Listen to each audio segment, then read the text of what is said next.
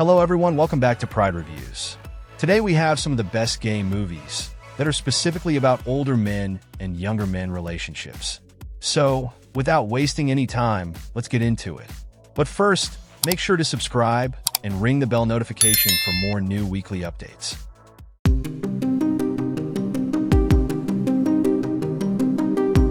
Gerontophilia is a 2013 Canadian romantic comedy drama film directed by Bruce LaBruce and written by LaBruce and Daniel Allen Cox. Described as a gay Harold and Maude, the film follows Lake, a young man who takes a job in a nursing home and develops a romantic and sexual attraction to Mr. Peabody, an elderly resident in the facility. Unlike most of LaBruce's earlier films, Gerontophilia is not that explicit. Instead, LaBruce chose to adapt his traditional themes of taboo into a film more palatable to a mainstream audience. Charming, sensitive, non-judgmental, and comic portrayal of what is often seen as an awkward subject.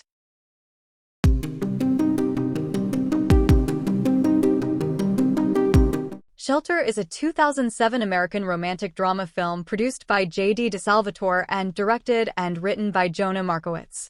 It stars Trevor Wright and Brad Rowe. When his college dreams are sidelined by family obligations, a young man finds comfort in surfing with his best friend's brother. Shelter is a beautifully edited, spectacular-looking, and luscious-sounding film which is definitely character-driven. So kind and well-meaning. Trevor Wright was great as the lead and so sensitive. A seriously sweet and charming to watch.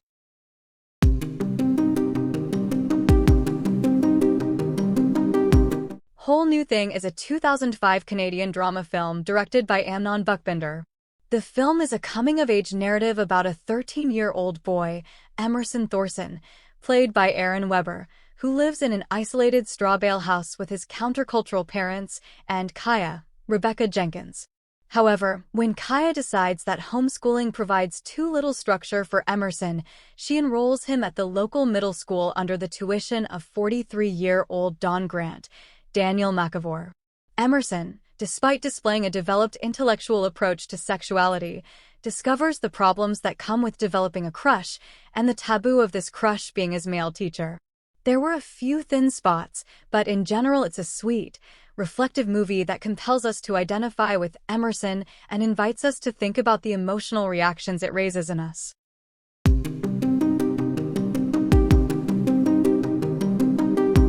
For a Lost Soldier is a 1992 Dutch coming-of-age romantic drama film directed by Roland Kerbosch, based on the autobiographical novel of the same title by ballet dancer and choreographer Rudy van Dantzig.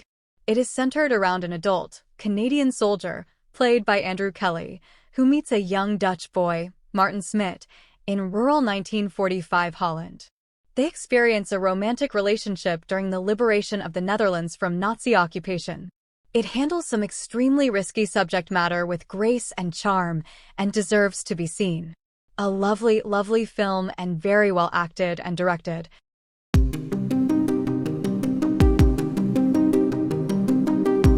ENQUIRIES is a 2008 short film directed by Christian Taftrup. 16-year-old Karsten just started dating Melissa. He is introduced to her sweet and likable parents who kindly welcome their first son-in-law. On a weekend in their summer house, it turns out that Karsten and Melissa's dad might have more in common than they first thought. The emerging relationship between a man and a boy is shown very delicately and subtly. This can happen to each of us because love is unpredictable. You need to check this one out.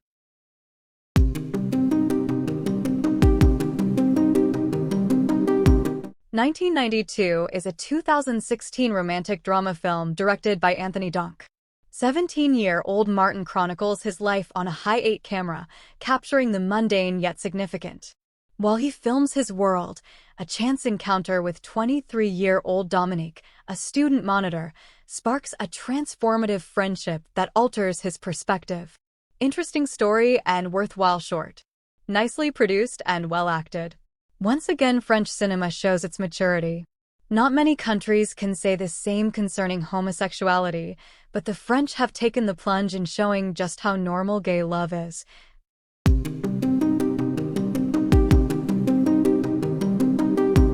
This poignant documentary presents the story behind the real-life romance between lauded writer Christopher Isherwood and his considerably younger partner, Don Backhardy. Not even 20 years old when he meets Isherwood, Backhardy becomes a respected artist, thanks, in part, to his lover's support. An openly gay couple during an era when homosexuals often remained closeted, Isherwood and Backhardy face plenty of challenges, but they see each other through hard times with commitment and love. Extremely moving, a true love story that looks past gender and age and focuses on what truly matters in life.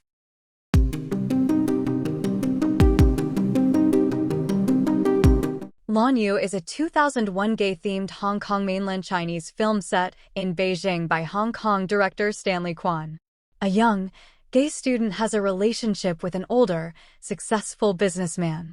The handsome playboy businessman must choose between his comfortable, yet closeted straight life or an honest, yet subversive life with the student. On the cusp of middle age, Chen Handong has known little but success all his life. Lanyu is a country boy, newly arrived in Beijing to study architecture. More than most students, he is short of money and willing to try anything to earn some. Deeply romantic and profoundly tragic, Lanyu has become an underground classic in Chinese LGBTQ communities. Lanyu is a very touching movie. It is a tragic story.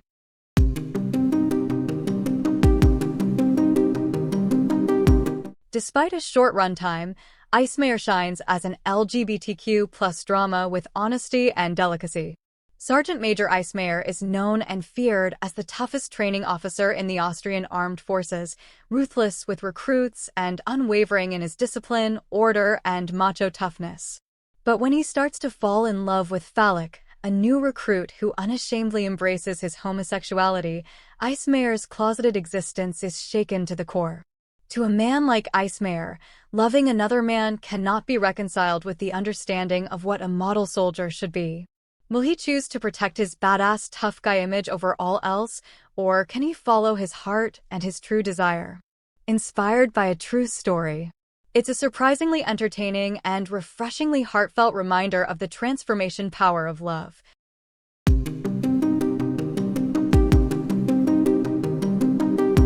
An aimless teenager on the outer edges of Brooklyn is having a miserable summer. With his father on his deathbed and his mother wanting him to find a girlfriend, Frankie escapes the bleakness of his life by causing trouble with his delinquent friends and flirting with older men online. When his chatting and webcamming intensifies, he finally starts hooking up with guys at a nearby cruising beach while simultaneously entering into a cautious relationship with a young woman. The realism of the atmosphere and the rawness of the emotions make Beach Rats feel fresh and exciting. Don't miss it.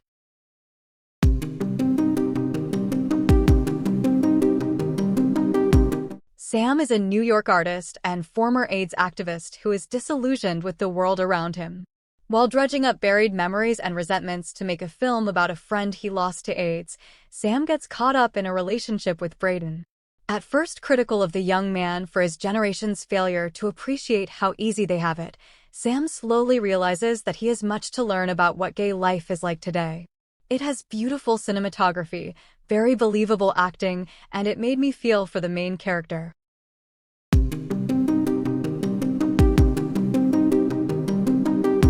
Leonardo DiCaprio plays the young, wild poet Arthur Rimbaud in this 1995 romantic drama. It really is a shocker.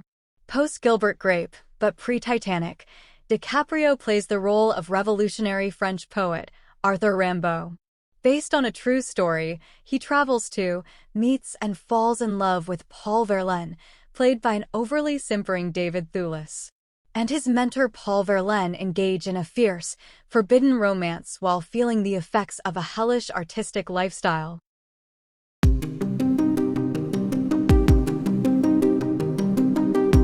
A handsome, talented music student becomes a page-turner for a famous pianist, but their working relationship becomes a complicated love affair. Still, it's well done on a very low budget, has beautiful music, some good acting, and is reasonably interesting.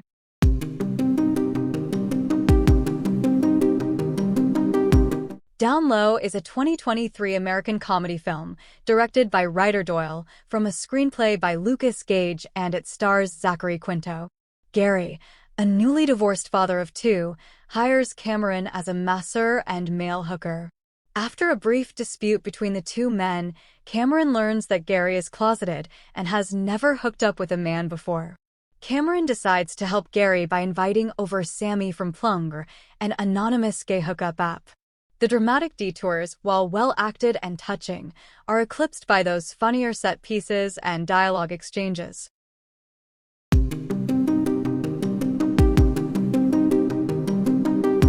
Elio, a teenager, develops feelings for Oliver, his father's temporary assistant. Although their relationship is temporary, Elio realizes his sexual orientation and tries to come to terms with it. The film pace is superb and the love story is tragic, but never over the top to the point of needless melodrama.